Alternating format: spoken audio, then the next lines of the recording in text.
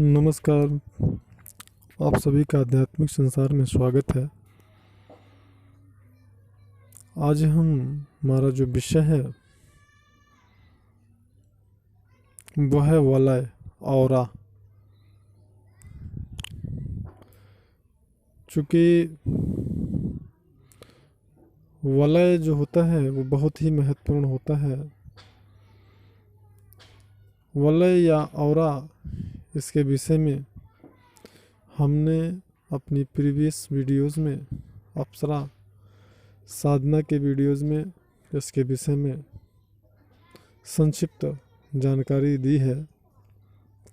हम प्रयास करेंगे कि इसके विषय में 2-3 पार्ट में पर्याप्त जानकारी दे, ताकि आप किसी प्रकार की जो भी साधकगण हैं वे कोई गलती ना करें साधनाओं में। क्योंकि अगर साधना में आप गलती करते हैं तो आपके अंदर अशुद्धता आती है, जिससे कि आपका मन जो है वह एकाग्रचित नहीं होता है। इसके लिए सावधान रहें और जानकारी को आखिरी तक देखें और अपनी बुद्धि विवेक के अनुसार उसका पालन करें। औरा या वलय जो होता है वह किसी भी जीवात्मा का जो सजीव है उसका सुरक्षा चक्र होता है। वलय या औरा प्रकाश के अति सूक्ष्म कणों के द्वारा बना होता है, जो शरीर के या जीवधारी के चारों तरफ एक वृत्ताकार रूप में फैला रहता है, या कह लीजिए कि घूमता रहता है। यह सभी जीवधारी, सभी प्राणियों के वलय होते हैं, यह निश्चित है। मनुष्य को छोड़ करके अन्य सभी जीवधारियों के जो वलय होते हैं उनके लगभग एक समान ही होते हैं, एक जैसे होते हैं।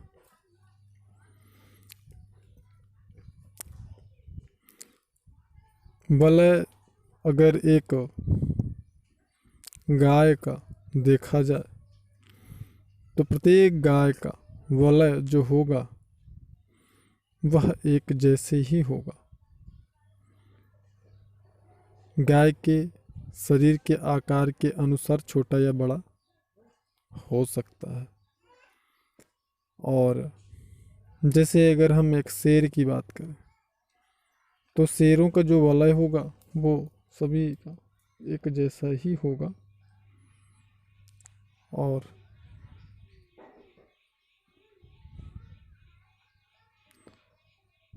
अगर हम चींटी की बात करें तो उनका भी वलय होता है और एक समान ही लगभग होता है। इसी प्रकार अगर हम पेड़ पौधों की बात करें तो उनका भी वलय होता है और लगभग एक समान ही होता है।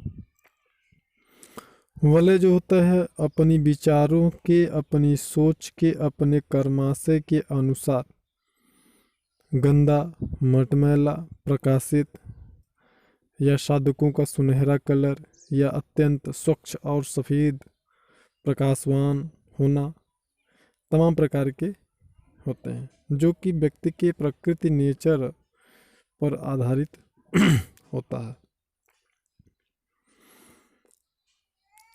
व्यक्ति के वलय को सामान्यतः साधारण आँखों से नहीं देखा जा सकता। इसको देखने के लिए दिव्य दृष्टि की आवश्यकता होती है। इसे आप दिव्य दृष्टि के द्वारा ही देख सकते हैं। अथवा जो साधक त्राटक में पूर्णतया महारत हासिल कर ले या पारंगत हो जाए, ऐसे साधक अपनी आँखों के द्वारा वलय को समझ सकते हैं, देख सकते हैं। तो वन मनुष्यों के जो वलय होते हैं वह एक दूसरे के वलय में भिन्नता होती है। भिन्नता क्यों होती है? उनके विचारों, उनके कर्माशयों और संस्कारों के अनुसार, उनके जो विचार होते हैं उन विचारों के अनुसार उनके जो वलय होते हैं उन वलय में डिफरेंट होता है, भिन्नता होता है, अंतर होता है। वलय इतना महत्वपूर्ण होता है कि कोई भी अगर साधक दिव्य दृष्टि जिसकी कार्य कर रही हो, किसी भी व्यक्ति को देख करके वो ये बता सकता है कि वह व्यक्ति किस नेचर का है, किस नज़रिया का है, उसके विचार कैसे हैं इत्यादि। वलय के द्वारा मार्गदर्शक या गुरु अपने साधक की योग्यता का अनुमान लगाता है और किसी भी साधक को देख करके यह जान पाता है कि इसकी साधना कैसे चल रही है।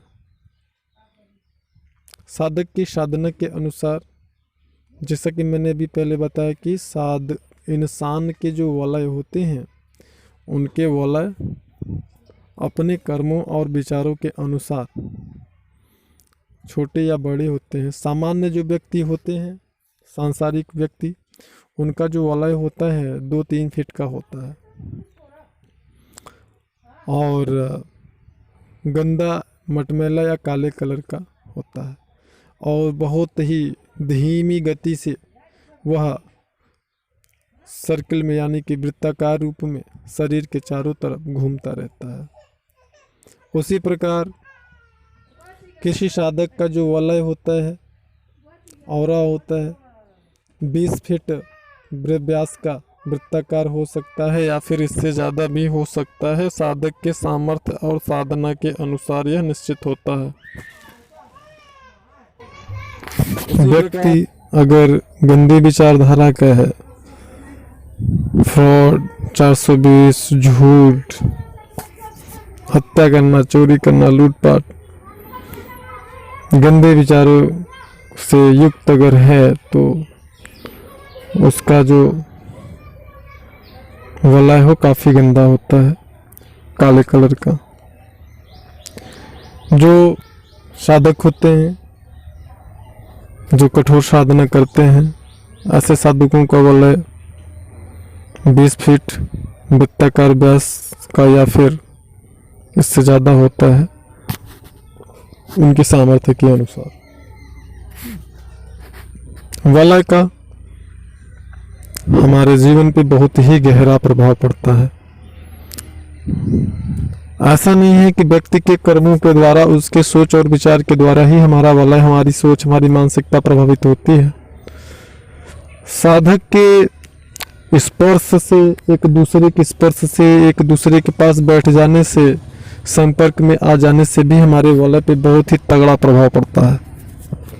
जैसे कोई साधक है जो कठोर साधना कर रहा है, ऐसे साधक अगर किसी सांसारिक, जैसे कोई हत्या करने वाला जो है व्यक्ति है या चोरी, झूठ झाट और फ्रॉड, ये तमाम प्रकार की जो चीज़ें, इस प्रकार के अगर कोई साधक है, इस प्रकार का अगर कोई सांसारिक पुरुष है, तो ऐसे सांसारिक पुरुष के संपर्क में जाने पर जो साधक होगा उसका वलय बिल्कुल स्वच्छ और साफ सुथरा होगा। लेकिन ऐसे व्यक्ति के संपर्क में जाने पे उस व्यक्ति के वलय जो प्रकाश के गंदे कण होंगे वह साधक के वलय में मिल जाएंगे और साधक के जो सात्विक कण हैं, स्वच्छ, साफ सुथरे, अच्छे विचारों वाले, ऐसे कण उस व्यक्ति के वलय में मिल जाते हैं। तो इससे रिएक्शन ये होता है कि जो साधक है उसके अंदर वो जो सांसारिक पुरुष है या व्यक्ति जिसके संपर्क में वो आया, उसका जैसे विचार होते हैं, उसके उस प्रकार के गंदे और घटिया विचार साधक के मन मस्तिष्क में चलने लगते हैं और इससे उसकी साधना बहुत ही ज़्यादा प्रभावित होती है। आगे हम बताएंगे कि इससे किस प्रकार से व्यक्ति साधकों को छुटकारा पाना चाहिए।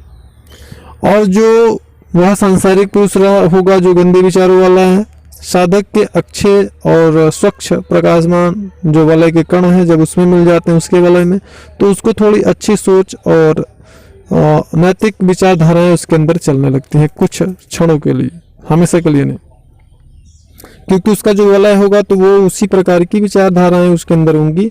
अच्छी विचारधाराएं कब तक बची रहेंगी, वो धीरे धीरे करके गंदी हो जाएंगी। लेकिन इधर जो साधक को प्राप्त वलय, उसके वलय से जो उसको जो है घटिया जो तमोगुणी प्रकाश की जो कणें हैं इसके वलय मिलने से इसके जो विचार हैं वो उसी प्रकार के आने लगते हैं, तो जिससे साधकों की साधना जो है वो डिस्टर्ब होती है। तो साधक जो कठोर साधना करते हैं उनको यह चाहिए तो ज़्यादा से ज़्यादा लोगों के संपर्क में आने से बचे, स्पर्श में आने से बचे, यह उनके लिए अति उत्तम है। हम हमारे चैनल पे अध्यात्म से संबंधित विशेष जानकारियाँ समय समय पे प्रकाशित करते रहते हैं। हमारे इस परिवार का हिस्सा बनने के लिए आप हमसे जुड़ सकते हैं, चैनल को सब्सक्राइब कर सकते हैं, बेल आइकन को इनेबल कर सकते हैं, ताकि लेटेस्ट अपडेट में जानकारी अच्छी लगी हो तो लाइक करें। वलय से संबंधित कई पार्ट हम प्रकाशित करेंगे, बने रहिए।